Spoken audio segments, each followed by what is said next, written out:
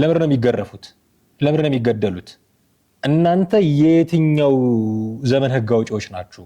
ባለፈው አስታውሳለሁ እነዛ 3 ሴቶች ሲገደሉ አስረስ ማረ ዳምጤ በውስጥ ደንባችን መሰረት ነው የገደልናቸው የሚል የራሱ ደንብ አዘጋጅቶ የያዘውን ሁሉ ለመግደሉ ጀስቲፊኬሽን የሚያቀርበው የራሱን ደንብ ነው። ማን ያቀልሃል እሱን ደንብ? ተሰብስቦ አጨብጭቦ የመረጠው ማለት ያጸደቀው አካል አለ?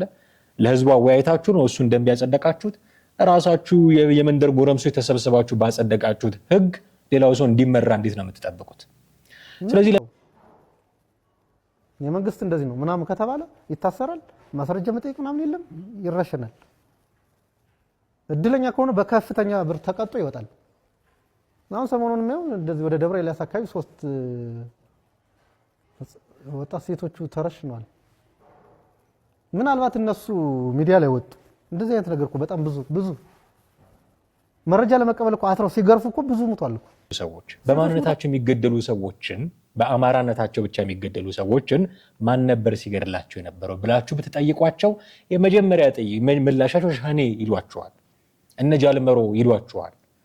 እነ ጃልመሮ ወገኖቻችንን ገድለውብናል ብሎ ጫካ የገባ ሰው እንዴት ነው ከጃልመሮ ጋር የሚሰራው ብለው ይጠይቃሉ አባላቱ። የኔ ጥያቄ አይደለም፣ ልጁ ሲናገር ብለው ይጠይቃሉ አባላቱ። አንደኛ። ሁለት ሰላም ጤና ይስጥልን ውድ ቤተሰቦቻችን እንዴት አላችሁ? ዘኢትዮጵያ ቻናላችንን እየተከታተላችሁ ትገኛላችሁ። አማሃ ደገፋ ነኝ። በወቅታዊ ፕሮግራማችን ተመልሰን ተገናኝተናል። በዛሬው ፕሮግራማችን እንዲሁ በወቅታዊ ፕሮግራም ላይ ነው ትኩረት የምናደርገው። አንዳንድ ጉዳዮችን እናነሳለን። በተለይም አማራ ክልል ውስጥ ባለው ወቅታዊ ሁኔታ ላይ የተነሱ አንዳንድ ነጥቦችን እያነሳን ቆይታ እናደርጋለን። ከኛ ጋር ስትቆዩ ቻናላችንን ሰብስክራይብ ማድረጉን እንዳይዘነጉ ልናስታውሱ እንወዳለን። የደውል ምልክቱን የምትጫኑ ፕሮግራሞቻችን በቀዳሚነት ይደርሷችኋልና እሱን ማድረጋችሁን አትዘንጉ። እንዲሁም ደግሞ ቪዲዮቻችንን ሼርና ላይክ ብታደርጉልን ብዙዎች ጋር ይደርስልናል። እሱን ማድረጋችሁንም እንዳትዘነጉ ለማስታወስ እንወዳለን። በቀጥታ ወደ ዛሬው ፕሮግራማችን ነው የምናልፈው። እንደተለመደው ለሀሳቦቻችን መነሻ የሚሆኑ ቪዲዮዎችን ይዘናል። ለእናንተ በሚስማማ መልኩ ቆራርጠን ያዘጋጀናቸው ቪዲዮዎች አሉ። እነሱን እየጋበዝናችሁ እናም ደግሞ የእኛን ምልከታዎች እያጋራናችሁ ነው ቆይታ የምናደርገው።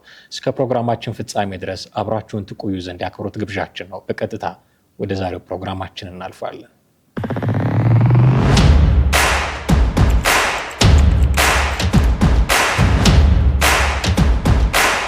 እንግዲህ በመግቢያ ላይ ለማለት እንደሞከርኩት ሰሞኑን አማራ ክልል ውስጥ ያሉት ነገሮች በተለይም በመከላከያ ሰራዊቱና በፋኖ መካከል እንግዲህ 3 ዓመት ሆኖ አይደለ? ከሞላ ጎደል 3 ዓመት ሞልቶታል። ይሄ ግጭትን በለው ውጊያን በለው ጦርነትን በለው መልኩን በተለያየ ጊዜ የሚቀያየር ነው። አንድ ሰሞን የሆኑ ሽፍታዎችን እንቅስቃሴ ይመስላል። አንድ ሰሞን ደግሞ በጣም የተደራጁ እና ኦፕሬሽን መስራት የሚችሉ የሆነ ኦፕሬሽን አቅደው በደንብ ፕላን አድርገው እሱን ኤክስኪዩት ማድረግ የሚችሉ ሰዎች ስብስብ ይመስላል። አንድ ሰሞን የሆነ የለየለት አይነት ጦርነት ይመስላል። የሆነ ጊዜ ደግሞ የቃላት ጦርነት ብቻ ይመስላል። እንዲህ ነው ብሎ አይደንቲፋይ አድርጎ ለመናገር ትንሽ የሚያስቸግር ይመስለኛል። የሆነ ትልቅ ከተማ ፋኖች ገቡ ተብሎ ፎቶዎች፣ ቪዲዮዎች ልታዩ ትችላላችሁ። ኔክስት ዴይስ ደግሞ ምንም ነገር ሳይኖር ልታዩ ትችላላችሁ። የሆነ ውጊያ የሚመስል ነገር ታዩና በማግስቱ ሌላ አዲስ ነገር ደግሞ ታያላችሁ። ኦሎፌሰደን ደግሞ የሆነ ሰው እጅ ተቆረጠ የሚል የተራ ሽፍታ የተራ ወንበዴ ስራ ሲሰሩ ደግሞ ታገኟቸዋላችሁ። ሴቶች ሲገድሉ ታያላችሁ ምናምን እንደዚህ ብዙ ነገር። ከዛ ደግሞ ክልል ውስጥ በጣም ትልልቅ የሆኑ ህዝባዊ ስብሰባዎች ሲደረጉ ታያላችሁ። ደግሞ መለስ ሲሉና ፋኖች ራሳቸው የሆነ ጫካ ውስጥ የሰበሰቧቸው ሰዎች እንዲሁ ህዝባዊ ውይይት እያደረግን ነው ሲሉ ታያላችሁ። ግራ የገባ ነገር ይመስላል አሁን አማራ ክልል ውስጥ ያለው ነገር። ይሄ ነገር ግን አማራ ክልል ውስጥ አሁን እንዲህ አይነት ሁኔታ ባለበት ሁኔታ ምንድነው እየጎዳው ያለው ክልሉን የሚለው ነገር በጣም ኢምፖርታንት ይመስለኛል። ክልሉ በእንዲህ አይነት ግጭት 2 ዓመት ተሻግሯል። አሁን 3ኛ ዓመቱን ጀምሯል። እሱን እየቆጠረ ነው ያለው። ምን አይነት ጉዳቶች አስተናገደ ካልን እኔ መቼም በዝርዝር ሊነገር ይችላል። በጣም የተደራጁ መረጃዎች ሊወጡ ይችላሉ። ይህን ያህል ሚሊዮን የሚደርስ ተማሪ ሳይማር ቀረ፣ ይህን ያህል ንብረት ወደመ፣ ይህን ያህል ትምህርት ቤት ተቃጠለ፣ ብዙ ነገሮች ሊነሱ ይችላሉ። ኦፍኮርስ እነዚህ ሁሉ ጉዳቶች ናቸው። ጦርነት የሚያመጣብን ጉዳት ይሄ ነው። የሚያመጣልን አንዳች ነገር የለውም። አንድ ሀባ ነገር የለውም። ጦርነት የሚያመጣልን ነገር ሁሌ ኪሳራ ነው። ሁልጊዜ ውድመት ነው፣ ሁል ጊዜ ሞት ነው፣ ሁል ጊዜ ሰቀቀን ነው፣ ሁል ጊዜ ጩኸት፣ ዋይታ፣ እሪታ ነው። ይሄ ነው የጦርነት ትርፍ። ከዚህ ውጪ ልናመጣው የምንችለው አንዳችም የረባ ነገር የለም። ደጋግሜ እኔ በዚህ ፕሮግራም ላይ እንደምለው በጦርነት ጊዜያዊ አሸናፊ ነው የሚኖረው። ጊዜያዊ አሸናፊ ነው የሚኖረው። ሐሳብህን በጉልበት ነውና ኢምፖዝ ያደረከው በጦርነት ከሆነ አቅም አጥቶ በጉልበትህ ተሸንፎ የሚገዛልህ ነው እንጂ ጭንቅላቱን አሳምኖ የሚገዛልህ ሰው አታገኝም በጦርነት። ይሄ ማለት ነው ማለት ነው ነገ ከነገ ወዲያ ኃይሉን አጠራቅሞ ድክመቱን አርሞ ኃይል አሰባስቦ መጥቶ ሊያሸንፍህ ቀን ነው የሚጠብቀው ማለት ነው። ምክንያቱም በጦርነት ነው ያሸነፍከው። በጦርነት የሚመጣ ዘላቂ ነገር የለም። ጊዜ አሸናፊ ብቻ ነው የምታገኘው። ዘላቂ አሸናፊ የሚገኘው በምንድን ነው? በሀሳብ የበላይነት አምኖ ሲመጣ አንተ ያመጣኸውን ሀሳብ አምኖ ልክ እኮ ነህ፣ በቃ በዚህ መንገድ አብረን ሰርተን እንቀይረዋለን የሚል ለአንተ ሀሳብ የሚሸነፍ አእምሮ ያለው ሰው ስታገኝ እሱ ነው ዘላቂ ሰላም፣ ዘላቂ አሸናፊነት፣ ዘላቂ ድል የሚያመጣው። ለሁሉም ለሀገር በሙሉ ሰላም የሚያመጣው እሱ ነው። ግን በጦርነት ዘላቂ የሆነ ነገር አይገኝም። ስለዚህ ጦርነት የሚያመጣልን ምንም የረባ ነገር የለም ማለት ነው። ምንም የረባ ነገር የለም። እነዚህ ሁሉ እንዳሉ ሆነው አማራ ክልል ውስጥ ጦርነቱ እያደረገ ያለው ፕራክቲካሊ አሁን ጦርነቱ እያደረገ ያለው ነገር ምንድን ነው ካላችሁኝ፣ ከዚህ በፊት ምናልባት አርሲ ላይ፣ ምናልባት ወለጋ፣ ምናልባት ሻሸመኔ፣ ምናልባት የተለያዩ ቦታዎች ደቡብ ክልልም ሊሆን ይችላል፣ እዛ ጋምቤላ ምናምን አካባቢ በማንነታቸው ይሞቱ የነበሩ አማሮችን አሁን በክልሉ የሚሞቱ አደረጋቸው። በክልሉ የሚሞቱ አማሮች ዳይሬክትሊ በጦርነቱ ብቻ እያልኳቸው አይደለም፣ ግልጽ ነው። በጦርነቱ በቀጥታ ነው የሚሞቱት። ሚሊሻና ፋኖ እየተዋጉ የወንድማማች ጦርነት ነው። መከላከያና ፋኖ እየተዋጉ የወንድማማች ጦርነት ነው። መከላከያውም ኢትዮጵያዊ ነው፣ ፋኖም ኢትዮጵያዊ ነው። የወንድማማች ጦርነት ነው። እዛ ሌላ ቦታ ይሞት የነበረው አካል አሁን በጦርነቱ ምክንያት ክልል ውስጥ እየሞተ ነው። ኦኬ፣ እነዚህ ብረት አንስተው የገቡ ናቸው፣ ሀሳባችንን በጉልበት እናስፈጽማለን ያሉ ናቸው ብለን በጦርነት ህግ ልንዳኘው እንችል ይሆናል። ጦርነት ውስጥ የተፈጠረ ነገር ነው በሚል ነገር ግን ከጦርነት ውጪ ከውጊያ ውጪ ያሉ ተያያዥ ጉዳዮች ደግሞ አሉ። ብረት ይዞ የገባው ጫካ የገባው ማንም ፋኖ ሊሆን ይችላል። ብረት ከያዘው አካል ጋር ሊዋጋ ነው።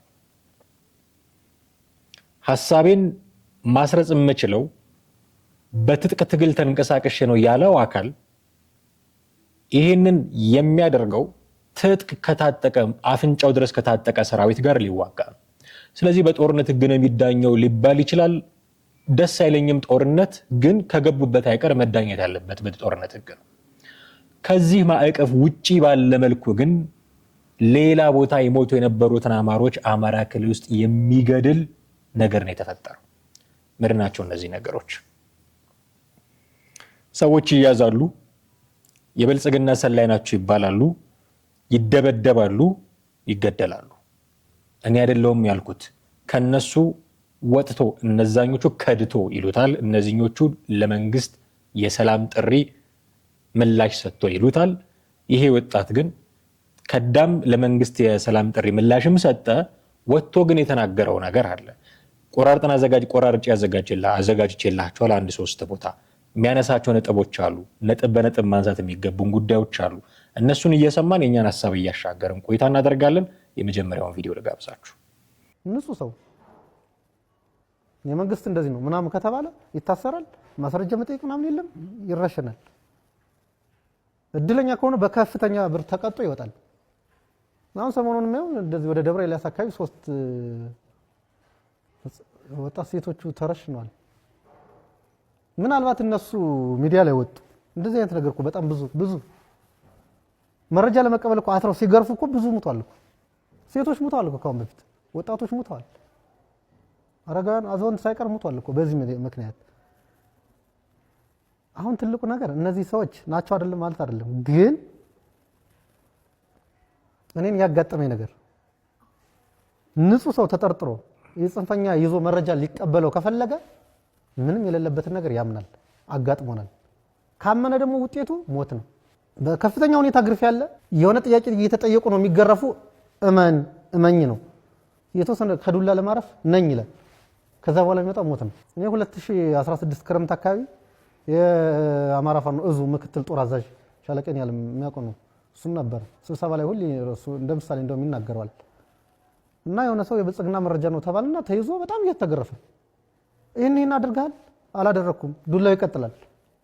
መጨረሻ ላይ ልጁ ለሆነ ደቂቃም ቢሆን ከዱላ ለማረፍ እነኛለ ዱላው አረፈለት። ስብሰባ ተሰብስቦ አመራር እየወሰነ ነው ይረሸን ተባለ። ይሄ ልጅ ሊረሸን ሲል ግን ሌላ አካል መጣ ሌላውን ይዞት ማለት ነው። ያ ደግሞ ሳይገረፍ ገና ሲጠየቅ አዎ እኔ እንደዚህ ይሄን ሰርቻለሁ እኔ ነኝ አለ። ተመልሶ ያ ልጅ ግን ሊረሸን የነበረው ለምንድን ነው ያልሰራውን ሰራው ያልክ ሲባል ከናንተ ዱላ ለደቂቃም ቢሆን አርፌ መሞት ነው የፈለኩት ዱላው መሮኝ ነው አለ። በዚህ አይነት መንገድ ብዙዎች ያለ ስራቸው ያለ እንትን ያለ ጣጣቸው ተሰውተዋል። እንደዚህ የሚያደርግ ነው ያለው። ለአማራ ህዝብ ነው የወጣው ይላል። እህቱን ይገላል፣ እናቱን ይገላል፣ ወንድሙን ገሏል፣ አባቱን ገሏል፣ የሃይማኖት አባትን ገሏል። እንደሰማችሁት ነው። መጀመሪያ ሌብል ነው የምትደረገው። የብልጽግና ሰላይ የሚል ታርጋ ነው የሚለጠፍብህ። የብልጽግና ሰላይ አይነት ትባላለህ። ያ ታርጋ ይለጠፍብሃል። ዜን የብልጽግና ሰላይ የሚለውን ታርጋ ማመን አለብህ። የመጨረሻውን እርምጃ ከመውሰዳቸው በፊት አዎ ነኝ የሚል የእምነት ክህደት ቃል እንድትሰጥ ይፈለጋል። ስለዚህ ትገረፋለህ፣ ዱላ ይበዛብሃል፣ ትደበደባለህ።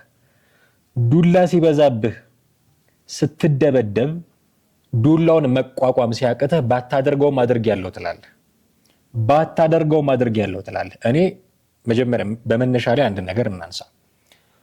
ኦኬ ሰላይ ሊሆኑ ይችላሉ አንዳንድ ሰዎች የሚሰድሉ ሊኖሩ ይችላሉ ብለን እንውሰድ። ሰላይ ሆነው ቢገኙ እንኳን መገረፍ አለባቸው ወይ መገደል አለባቸው ወይ የሚል ጥያቄ ማንሳት አለብን። ኦኬ መንግስትን የምትጠይቁትን ጥያቄ እናንተ ለምን አታደርጉትም ነው? ለምን ነው የሚገረፉት? ለምን ነው የሚገደሉት? እናንተ የትኛው ዘመን ህግ አውጪዎች ናችሁ? ባለፈው አስታውሳለሁ እነዛ 3 ሴቶች ሲገደሉ አስረስ ማረ ዳምጤ በውስጥ ደንባችን መሰረት ነው የገደልናቸው የሚል የራሱ ደንብ አዘጋጅቶ የያዘውን ሁሉ ለመግደሉ ጀስቲፊኬሽን የሚያቀርበው የራሱን ደንብ ነው። ማን ያቀልሃል እሱን ደንብ? ተሰብስቦ አጨብጭቦ የመረጠው ማለት ያጸደቀው አካል አለ? ለህዝቡ አወያይታችሁ ነው እሱን ደንብ ያጸደቃችሁት? ራሳችሁ የመንደር ጎረምሶች ተሰብስባችሁ ባጸደቃችሁት ህግ ሌላው ሰው እንዲመራ እንዴት ነው የምትጠብቁት? ስለዚህ ለምንድን ነው የሚገረፉት? አድርገውት እንኳን ቢሆን እኮ ነው። አድርገውት ሊሆን ይችላል፣ አላደረጉት ሊሆን ይችላል። እሱን እናቆየው። አድርገውት ቢሆን እንኳን መገረፍም መገደልም የለባቸውም። ዝንባቸውን እሺ ለማለት መብት የላቸውም። ኦኬ ግን እሺ ያላደረጉትን ሰዎች ምንድን ነው የሚያደርጓቸው? ልጁን ሰምታችሁታል። በዱላ ብዛት ላይ ያሳምኗቸው ይጥራሉ። አሁን ማንን ነው የሚያሳምኑት? አይምሯቸውን ነው የሚያሳምኑት። ምክንያቱም ንጹህ ነው ከተባለ ለመግደል ይቸገራለሁ እያሉ ነው። ያልሆነውን በዱላ ብዛት አሳምነው ንጹህ መሆኑን እያወቁ ግን ከአንደበቱ ያ ቃል ስለወጣ ብቻ በቃ አሁን ጥፋተኛ ነው እርምጃ ልንወስድበት እንችላለን የሚል የሆነ ጀስቲፊኬሽን ለማምጣት የሚጥሩት ለአይምሯቸው ነው። አይምሯቸው እንዳይጠይቃቸው ነው። ህሊና ትንሹን እግዚአብሔር ነው። በነገራችን ላይ ዛሬ ምናልባት የሚገርም ንግግር ተናግራ አስጨብጭበህ ቤት ትገባ ይሆናል። ስትተኛ ህሊና ይወቅሳል ህሊና። እና ይኸው ልጁም እኮ አምኗል የሚል ለህሊናቸው ጥያቄ መልስ ለመስጠት የሚያደርጉት ጥረት ነው ይመስለኝ። እና ይደበደባሉ፣ ሰዎች ይደበደባሉ። ከዛ አዎ ብለው ከዱላው ለማረፍ ያምናሉ። ኦኬ ካመናችሁማ ትገደላላችሁ ተብሎ እርምጃ ይወሰድባቸዋል። በስብሰባ ይረሸኑ ተብሎ እርምጃ ይወሰድባቸዋል። ልጁ ሲናገር የሰማ ነው ይሄንን ነው። ምናልባት እድለኛ ከሆነ ያ ሰው በጣም ብዙ ብር ከፍሎ ሊለቀቅ ይችላል። ከዛ እንደውም ስለ አንዱ ልጅ ሲያወራ ምንድን ነው ያለው? በእናንተ ዱላ ብዛት ከምሰቃይ ብሞት ይሻላል። ኦኬ ዱላው እንዲህ የሚያደርግ ዱላ ነው ማለት ነው። ያላደረግከውን አድርጌያለሁ እንድትል የሚያደርግ ዱላ፣ ግርፊያ። ምን አይነት ህግ ነው ይሄ? ጫካ ውስጥ ያለ ስርዓት እነዚህ ሰዎች ከተማ ቢገቡ ምን የሚያደርጉ ይመስላችኋል? ከተማ ቢገቡ ከዚህ የባሰ የከፋ ነገር ነው የሚሆነው ማለት ነው። በጣም የባሰ የከፋ ነገር። ምክንያቱም እዛ ጫካ ውስጥ ነው በሰቀቀን ነው የሚኖሩት። አሁን የመንግስት ወታደር መጣብኝ አልመጣብኝ የሚል ስጋት ሊኖር ይችላል። የድሮን እራት ሆንኩኝ አልሆንኩኝ የሚል ስጋት ሊኖር ይችላል። ያሰቡት ተሳክቶ ከተማ ገብተው ባለስልጣን ቢሆኑ እነዚህ ሰዎች በነፃነት ነው የሚገርፉ ማለት ነው። በቃ በነፃነት ነው የሚገርፉህ ማለት እንዳሻቸው ሊገሉህ ነው ማለት ነው። ስለዚህ ቆም ብለው ማሰብ ያለባቸው ጊዜ ይመስለኛል። ከዛ እንደዚህ የሚያደርጉትን ነገር ልጁ ሲናገር ጋብዛቸዋለሁ። አሁን ምን ይላል? እኛ ጎጃም ላይ ሆነን ያወራነውን ኡጋንዳና አሜሪካ ሆኖ ይከራከሩናል ይላል። ለቀባሪ ያረዳሉ አይነት ነው። እስቲ ትንሽ ሰምተነው እንመለስ። ግፍ ተሰርቷል፣ ብዙ ግፍ ተሰርቷል። ባለፈው እንደተነጋገርነው እኛ ጎጃም ላይ ተቀምጠን የምንናገረው እውነት እነሱ ኡጋንዳ ወይም አሜሪካ ከባህር ማዶ ተቀምጠው ይከራከሩናል።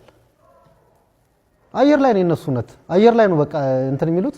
መሬት ላይ ያለው አሁን ባለፈው የገጠመኝ በጣም የሚያሳዝን ነገር ምዕራብ ጎጃም አካባቢ የጃቢጠን ህዝብ፣ የቋሪት ህዝብ፣ የነገነት አቦ ህዝብ ሁሉ ያውቃል። እናቱን በጥይት ደብድቦ ስለገደለው አመራር፣ የክፍለ ጦር አመራር እያየው ነበር። ውሸት ነው የሚል።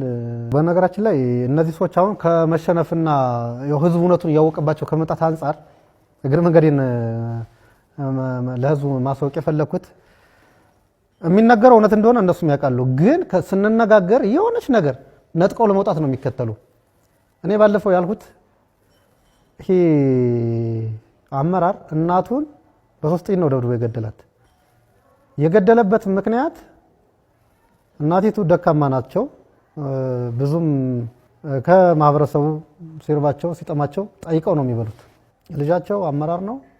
የኔ እናት ለምነሽ መብላት የለብሽም እኔ የምትፈልጊውን ሰጥሻለሁ ብሎ 50 ሺህ ብር ሊሰጣት ሲል ነው። ይህን አይነት ካንተ ገንዘብ አልፈልግም፣ አንተ የምታመጣውም ከኔ የብጤዎች ነው። ስለዚህ የኔ ህዝቤ ሲርበኛ ያበላኛል፣ ሲጠማኛ ያጠጣኛል። ይህ የህዝብ ገንዘብ ነው፣ እያስለቀስ ያመጣው የሰው ላብ ነው፣ የሰው ደም ነው፣ አልፈልግም ስትለው በዚህ ቃል ነው ደብድቦ የገደላት። ባለፈውም ያለው በዚህ ቃል ነው፣ ግን በዚህ ቃል ነው ደብድቦ የገደላት ብለው ይችነጥቀው በዚህ ቃል ያልከውን በዚህ ቃል ያልኩትም በዚህ ቃል ነው ብሎ ዋሽ ምናምን ይላሉ። የማዳመጥ ችግርም አለባቸው አንዳንዴ። እና ይሄ አመራር እናቱን ደብድቦ የገደላት ቋሪት ገነት አቦ ከተማ ላይ ነው። በወቅቱ ብዙ አባሉ ማለት ነው ይሄ የበርጌድ አመራር ነበር። የኛ መሪ ሊሆን አይችልም ብሎ ብዙ እንትን ብሏል። አይመራንም ብለው አልታዘዝም ብለው ብዙዎች ደግሞ ወደ ቤታቸው ተመልሰው ከትግል ምርቀው ነበር። እና ችግር ያለበት የላኛው አመራር ነው። የላኛው አመራር ስብሰባ ተቀምጦ ሰትየዋ እናቱን በዚህ ልክ ያለችውን ቃል እንዴት ወደ ሌላ ቀየሩት? በሌላ ገልብጦ አመጡና ቆራጥነት፣ ታጋይነት እንደዚህ ሰው ነው፣ እንደዚህ ነው አመራርነት፣ እንደዚህ ነው። እናቱን የገደለበት ምክንያት እኛ ባለን መረጃ ከመከላከያ ተልእኮ ተቀብላ መጣ፣ መድኃኒት ሰጣ፣ ላብልታ ልገለው ነበር። ስለዚህ ትግል መራር ነው፣ ይሄን ቆራጥ ነው ብለው የበለጠ አሞገሱት አመራሮቹ። አሁን ማን ይሙት እናት ልጇን ለመግደል ይሄ አይደለም እውነቱ። እውነት የምንነጋገረው እኔ ለምኜ ነው መበላ ከማህበረሰቤ ያንተን ገንዘብ አልፈልግም ዘርፈን ያመጣውን ያለች እናቲቱ። እንደዚህ ተብሎ አባሉ ሲነገር አባሉም ታጠፈና 2 በሬ ገዛ፣ ታርዶ ተካሰ። አመራር ነው ቀጠለ። ዛሬ ክፍለ ጦር አመራር ነው። በወቅቱ የበርጌድ አመራር ነበር። ቻሌ ዘመን ይባላል። እና እነሱ በባህሪያቸው የሚሰሩት ነገር ሁሉ ለነሱ ጽድቅ ነው። በሌላ በኩል የተሰራው ነገር ደግሞ ኩነኔ። ሰማችሁት? እኛ ኡጋንዳ ላይ ምንድነው ጎጃም ላይ ሆነን የተናገርነውን ነገር ያየነውን የአይን ምስክር ሆነን ያየነውን ነገር እነሱ ውጭ ሀገር ሆነው አሜሪካና ኡጋንዳ ሆነው ሊከራከሩን ይሞክራሉ። ማለት በግልጽ አማርኛ እኛንን ያየነው እናንተ የላችሁበት፣ አየር ላይ ናችሁ እናንተ፣ ምድር ላይ ያለነው እኛ እንመስክር። ማን ያውራ የነበረ ማን ያርዳ የቀበረ ነው። የቀበርናቸው ሰዎች አሉ፣ እኛ እናርዳቸው። እኛ የነበርን በቦታው የነበርን ሰዎች አሉ፣ እኛን እንንገራችሁ። እናንተ ውጭ ነው ያላችሁት፣ አሜሪካ እና ኡጋንዳ ነው ያላችሁት፣ ሚዲያ ላይ ነው ያላችሁት፣ አየር ላይ ነው ያላችሁት። እኛ እንንገራችሁ ስሙን እያለ እና ይከራከሩናል አለ። ውጭ ሆኖ ይከራከሩናል። እና አንዱ ክርክር ምንድነው? የምታወሩት ነገር ውሸት ነው። ይሄ ልጅ ታስታውሱት ከሆነ እናቱን በ3 ጥይት ደብድቦ የገደለ የፋኖ አመራር አለ ብሎ ተናግሮ ነበር። እና ውሸት ነው፣ እንዲህ አይነት ነገር የለም የሚል ክርክር ጀምረው ነበር። ውሸት ነው ይሄ፣ እናቱን የገደለ የፋኖ አመራር የለም ይላሉ። እነሱን ነው ኡጋንዳና አሜሪካ ቁጭ ብለው ይከራከሩናል ያለው። ይሄ ውሸት ነው ካሉ በኋላ ግን እውነት መሆኑን የሚያሳብቁ መረጃዎች ከራሳቸው አንደበት ደግሞ ትሰማላችሁ። አንደኛው የልጁን ንግግር ውሸት ነው ለማለት ያነሱት አንድ ነገር በዚህ ቃል ገደላት እናትየውን አልኩኝ ይላል። በዚች ቃል ማለት ሰርቀህን ያመጣኸው እኔ አንተ ሰርቀህ ባመጣኸው 50 ሺህ ብር ሲሰጣቸው ነው ለእናቱ ሰርቀህን ያመጣኸው አንተ ሰርቀህ ያመጣውን አልቀበልም፣ ወገኔን እየለመንኩኝ እነሱ ያበሉኛል ይሰጡኛል እነሱ ስላሉ በዚች ቃል በ3 ጥይት ደብድቦ ገደላቸው ይላል ልጁ። በዚች ቃል የምትለውን በድሽቃ ብለው ተርጉመዋል ኡጋንዳና አሜሪካ ያሉት እና ውሸት ነው። በኋላ ግን ውሸት እንዳልሆነ የሚያሳብቀው እንደውም ትግል ቆራጥነት ይጠይቃል ብለው ለልጁ ጀስቲፊኬሽን ማዘጋጀት ጀመሩ። ከዛ የሆነ ትርክት መጣ። ምን የሚል ትርክት? ይቺ እናት ከመንግስት ተልእኮ ተቀብላ ልጇን መድኃኒት አብልታ ልትገድል የነበረች ነች፣ ለዚህ ነው የተገደለችው፣ ስለዚህ ልክ ነው ብለው እንደ ጀግና ቆጠሩት። ሰውየውን ስሙንም ጠርቶታል ይመስለኛል። እንደ ጀግና ቆጠሩት። ኦኬ፣ ይሄ እንደ ጀግና የመቁጠር ሂደት ነው። በነገራችን ላይ በቅርቡ እነዛን 3 ሴቶች በአደባባይ እንዲገድሉ ሞራል የሆናቸው ለፋኖች በርቱ የሚሏቸው ሰዎች እናቱን ሲገድል በርታ ብለኸው፣ መምህራንን ሲገድል በርታ ብለኸው፣ ተማሪዎችን ሲገድል በርታ ብለኸው፣ ሽማግሌዎችን በንብርክክ ሲያስኬድ፣ መንገድ ሲዘጋ፣ ለነብሰ ጡር፣ ለህመምተኛ፣ ለአካል ጉዳተኛ ሳይሰጋ ሳያስብ መንገድ ሲዘጋ በርታ ብለኸው አሁን 3 ሴቶችን በጥይት ሲገድል ተው ብትለው አይሆንም። ድሮ ገና ያኔ በእንቁላሉ ጊዜ ልትገስጸው ይገባ ነበረ። አሁን በሬ ሲሰርቅ ነው የምትጮኸው የሚታይህ? በቃ ልትለው ይገባ ነበረ። ጫካ ውስጥ የብልጽግና ደጋፊ ናችሁ እያለ እየያዘ እየገረፈ በግርፋት ብዛት አዎነን ብለው ያልሆኑትን ሲያምኑ የሚገድልበትን ጊዜ አበረታተህ እሱን ጀስቲፋይ አድርገህ ግራንድ ጀስቲፋይ ይላቸዋል ኤርሚያስ ለገሰ እና ይልቃል ጌትነትን ጀስቲፋይ እያደረክላቸው ስም እየሰጠህላቸው እየቀባባህላቸው ጎሽ ደግ አደረጋችሁ እናንተ ንጹሃን፣ እናንተ ብፁዓን፣ እናንተ ንዑዳን ክቡራን እያልክ እያንቆለጳጰስካቸው ለአማራ ህዝብ ከናንተ የበለጠ የሚያስብ የለም እያልክላቸው እዚህ ያደረሳቸው ስታበቃ አሁን 3 ሴቶችን ገደሉ ብለህ ብታለቃቅስ ዋጋ የለውም። እንዲህ ለማድረጋቸው አንተ የመገብካቸው ያይዟችሁ ምግብ፣ አንተ የመገብካቸው የበርቱ ምግብ እዚህ ያደርሷቸዋል። እጅህ አለበት ማለት ነው። ሚዲያ ላይ ወጥተህ መምህራንን ረሽኗቸው ሲል አስረስ ማረ ዳምጤ በርታ ያልከው ጊዜ ነው ነገር ያበቃው። ተማሪዎች እንዳይሄዱ እናግታለን ሲሉ እና የህሉና ትግልን ያላችሁት ምን እንድትሰሩ ነው የምትማሩት ብለህ ጀስቲፋይ ያደረክላቸው ጊዜ ነው ያንተ ነገር ያበቃው። ያንን ሁሉ ነገር እንደ ሞራላዊ ግዴታ ቆጥረህ የህሉና ትግል ላይ ያለ ሰው አይማርም እና ደድቦ ነው የሚቀረው አይማርም ብለህ የሰበክ ሰው አሁን 3 ሴቶች ተገደሉ ሞቱ ብለህ ብታለቃቅስ ሰሚ ታገኛለህ ወይ? ይሄ እንዲሆን አልነበር እንዴ ስትንከባከባቸው የነበረው? ይሄ እንዲሆን አልነበር እንዳይዟችሁ ስትላቸው የነበረው? እነዚህ 3 ሴቶች ሲሆኑ ነው የሚቆረቁርህ ወይስ አስረስ ማረ ዳምጤ ወጥቶ እርምጃ ወስደንባቸዋል ስላለ ነው? ሌሎቹስ አይቆጠሩም? እናትየው በ3 ጥይት ተደብደው በገዛ ልጃቸው የተገደሉት እናት የአባትና ልጅ ጸብ ገብተው በአደባባይ በቪዲዮ እየቀረጹ የገደሏቸው አባት ሰቀቀን እኮ ነው። የነሱ ግፍስ አይቆጠርም? እናስታርቃለን ብለው የአናታቸውን የሽበት ዘውድ ደፍተው ለሰላም ሲተጉ የነበሩ ሰዎችን የሃይማኖት አባቶችን ጭምር በንብርክክ ሲያስኬዱ እነዚህማ የበላቸው የመንግስት ካድሬዎች ናቸው ብላችሁ ድጋፍ የሰጣችሁ ቀን ነው ያበቃላችሁ። ያንን ዝም ብላችሁ ታግሳችሁ አልፋችሁ አሁን ስለ 3 ሴቶች ሲወራ እንዲህ የምትጮሁ ከሆነ ቆም ብሎ ማሰብ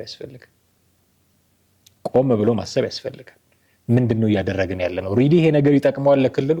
ክልል ውስጥ ያመጣው ነገር ይሄ ነው። በነገራችን መግቢያ ላይ ያነሳው ጥያቄ አለ አይደል? ምንድነው ያመጣው ክልል ውስጥ ካልን ሌላ ቦታ ይሞት የነበረውን ይሄው እዚህ ነው ያመጣው፣ ክልል ውስጥ አመጣው። በራሳቸው እጅ የሚሞቱ አደረጋቸው። ያን የሚሞቱት በኦሮሞ ነጻነት ሰራዊት አባላት ነበር አይደለ? በሆኑ ወጣቶች ምናምን ነበር አይደለ? እነ ጀዋር ተከብብ ያለው ሲሉ ነበር አይደለ? አሁን ግን በራሳቸው በልጆቻቸው እጅ የሚሞቱ አደረጋቸው። ገምግሙ፣ ትግላችሁን ገምግሙ እና ምን ላይ ደረስን በሉ። እየተማረኩ ይሁን የእጅ እየሰጡ ይሁን ወይ ተደራድረው ይሁን በምን ይሁን አላውቅም፣ ግን እየገቡ ያሉ ሰዎች አሉ አይደል? እነሱ የሚናገሩት ነገር ነው ብንሰማቸው ምናልባት ትንሽ ወደ ቀልባችን እንመለስ ይሆን አላውቅም። ስለዚህ እናትየው መድኃኒት ሰጥታ ልትገድለው ስለነበረ ነው የገደላት የሚለው የነዚህ ሰዎች ጀስቲፊኬሽን ነገርየው እውነት መሆኑን አረጋግጦታል። መጀመሪያ ውሸት ነው ሲሉ ነበር። አይ ይኸው በዚች ቃል ያለውን በዲሽቃ ብለው ቀይረውበት አንዴ በጥይት አንዴ በዲሽቃ እያለ ነው ስለዚህ ውሸት ነው ብሎ ሲያድበሰብሱት ነበር አይደል? አሁን መጥተው ሌላ ምክንያት ነው ያመጡት። እናትየው ልትገድለው ነበረ የሚል ምክንያት።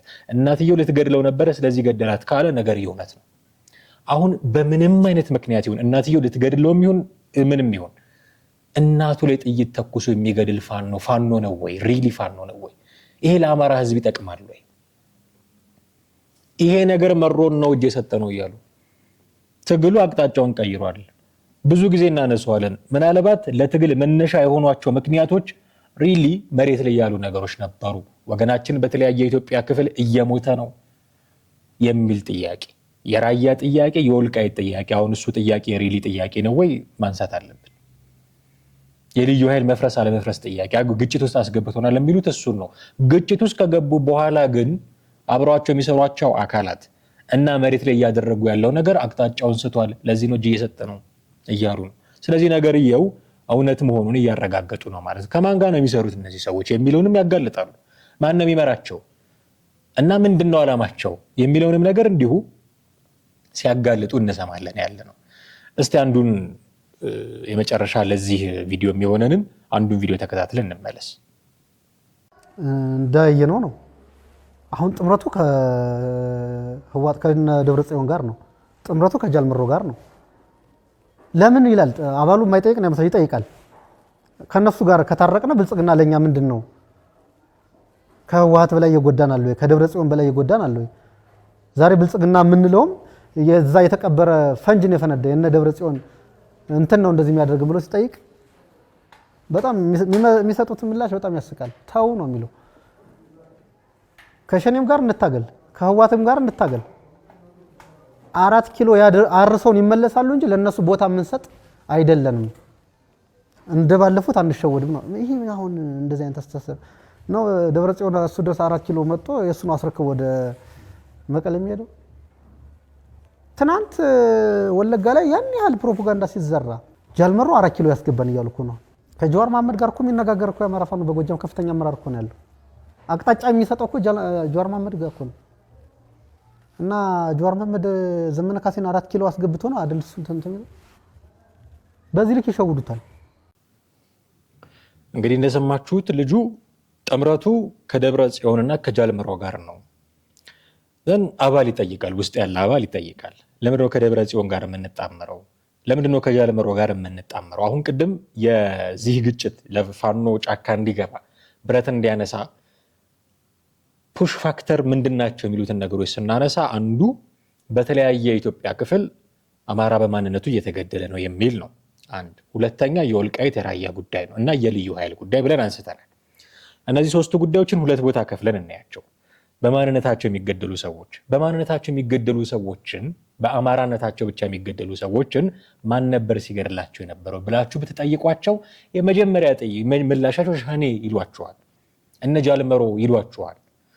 እነ ጃልመሮ ወገኖቻችንን ገድለውብናል ብሎ ጫካ የገባ ሰው እንዴት ነው ከጃልመሮ ጋር የሚሰራው ብለው ይጠይቃሉ አባላቱ። የኔ ጥያቄ አይደለም፣ ልጁ ሲናገር ብለው ይጠይቃሉ አባላቱ። አንደኛ። ሁለተኛ የወልቃይት ራያ ምናምን ጉዳይ እና የልዩ ኃይል ጉዳይ፣ ወልቃይትና ራያ ጉዳይ ከማን ጋር ነው የሚያጋጫችሁ? ከቲፒኤልኤፍ ጋር። የልዩ ኃይል ጉዳይ ለምንድነው እንዳይፈርስ የፈለጋችሁት? ቲዲኤፍ የሚባል ስላለ። ቲዲኤፍ የሚባል ኃይል ስላለ ልዩ ኃይላችን መፍረስ የለበትም ብሎ ጫካ የገባ። ወልቃይትና ራያ የአማራ ጥንታዊ ርስት ነው ብሎ ለዚህ ኮዝ ጫካ የገባ ሰው እነዚህን ኮዞች አድሚት ከሚያደርግ አካል ጋር ነው አሁን ልጣመር እያለ ያለው፣ ከቲፒኤልኤፍ ጋር ከነደብረጽዮን ጋር። እና ለምን ይሄ ይሆናል የሚል ጥያቄ ይጠይቃሉ ወታደሮቹ ከስር ያሉት። ከላይ ያሉት ሰዎች ምላሽ የሚሰጧቸው ምንድን ነው? ተው ዝም በሉ ይደግፉንና እነ ጃልመሮም እነ ቲፒኤልኤፍም ይደግፉንና 4 ኪሎ ያድርሱን፣ ከዛ እናባረራቸዋለን። ቀልድ ነው የያዙት። ማንን ነው የሚሸውዱት? አሁን ታክቲኩ መሸወድ ነው። ጃልመሮን አስከትዬ ደብረጽዮንን አስከትዬ ጀዋርን አስከትዬ እገባለሁ 4 ኪሎ፣ ከዛ አራግፋቸዋለሁ ነው። ስለዚህ ሽወዳ ነው ታክቲኩ። ማንን ነው የሚሸውዱት? የሚሸውዱት ማንን ነው? ወታደሩን እየሸወዱት ከሆነ ከነሱ ጋር 4 ኪሎ ገብተን እነሱን እናባረራለን የሚሉትን ነገር ሪሊ ያምኑበትም ማለት ነው። ወታደሩ እንዲያምንላቸው ብቻ ነው የፈለጉት። ከወታደሩ ጋር ይገባሉ፣ ከዛ ከነ ጀዋር ጋር ተስማምተው ይቀጥላሉ ነው። ደጋፊዎቻቸውን ነው የሚሸውዱት። በተመሳሳይ ወታደሩ እንደሸወዱት ነው የሚሆነው። ደጋፊዎቻቸውን በቃ እነዚህ ሰዎች ታክቲክ ገብቷቸዋል፣ ቲፒኤልኤፍ እንዳደረገው ከጫካ ወጥቶ 4 ኪሎ ከገባ በኋላ የበላይነቱን እሱ ነው ይዞ የቆየው፣ አሁን ፋኖ የበላይነቱን ይዞ ይቆያል የሚል ምናልባት እንዲህ አይነት ዲሉዥን ውስጥ ሊገቡም ይችላሉ ደጋፊዎቻቸው። ወይስ እነ ጀዋርን ነው የሸወዱት? አሁን እነ ጀዋርን ነው ደግሞ እየሸወዱት ያለው ካልን በእርግጥም እነዚህ ሰዎች ከገቡ በኋላ እነ ጀዋርን ዞር ሊያደርጓቸው ነው ማለት ነው። ማንን ነው እየሸወዱ ያሉት?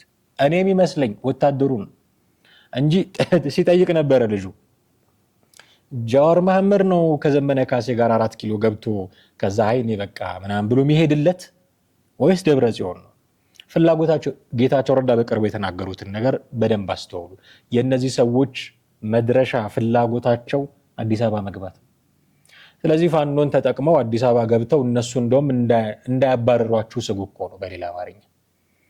ስለዚህ ኢትዮጵያ ውስጥ እንዲህ አይነት አሊያንሶች ውጤት የማያመጡት እንዲህ ባሉ ሴራዎች ስለሚተበተቡም ጭምር ነው።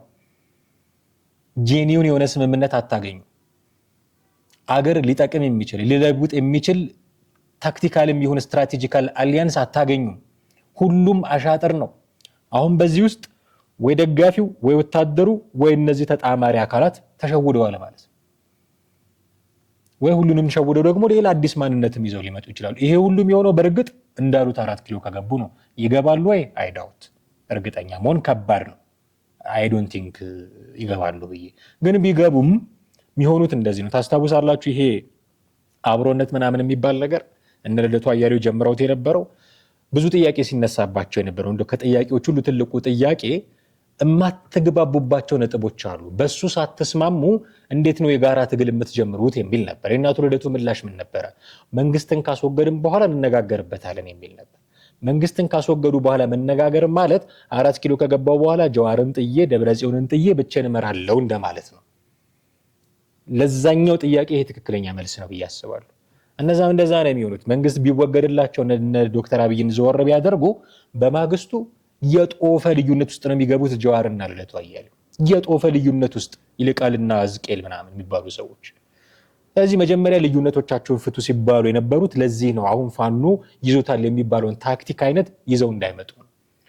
ግን አንፎርቹኔትሊ እንደዛ ነው እየሆነ ያለው በፋኖ በኩል። ይዣችሁ ገባለሁ ከዛ እራገፋችኋለሁ። ወይ ወታደሩን እየሸወደ ነው፣ ወይ ደጋፊውን እየሸወደ ነው፣ ወይ እነ ጀዋርን እየሸወደ ነው። ጀዋር ነው አመራር የሚሰጠው እያለ ነው ልጁ። አመራር እየሰጠ ጀዋር ተከትሎ 4 ኪሎ ገብቶ ከዛ ዞር በል ስትለው ዞር ሲል የለ አልታየህም? ማን ነው የምትሸውደው? ስለዚህ ጥንቃቄ የሚፈልግ ትግል ነው ማለት ነው። በእርግጥ ይሄ ጉዳይ ነው እንግዲህ ጦርነቱ አማራ ክልል ውስጥ ይዞት የመጣው ጉዳይ ይሄ ነው እንድንል ያስቻለን። ክልል ውስጥ በማንነታቸው በሌላ ቦታ ይሞቱ የነበሩትን ሰዎች ክልል ውስጥ የሚሞቱ አደረጋቸው። አንደኛ። ሁለተኛ ያልተረጋገጠ መዳረሻ ያለው ትግል ሆነ። ያልተረጋገጠ መዳረሻ ምን እንደሚፈልጉ በውል የማይታወቁ፣ ማንን እንደሚሸውዱ ማንን እንደሚያጭበረብሩ በውል የማይታወቁ ሰዎች ሆነው አረፉት። ስለዚህ ልደግፋችሁ ብትል ራሱ እንዴት ብለን እንደምትደግፋቸው ምክንያት የምታጣላቸው ሰዎች ናቸው።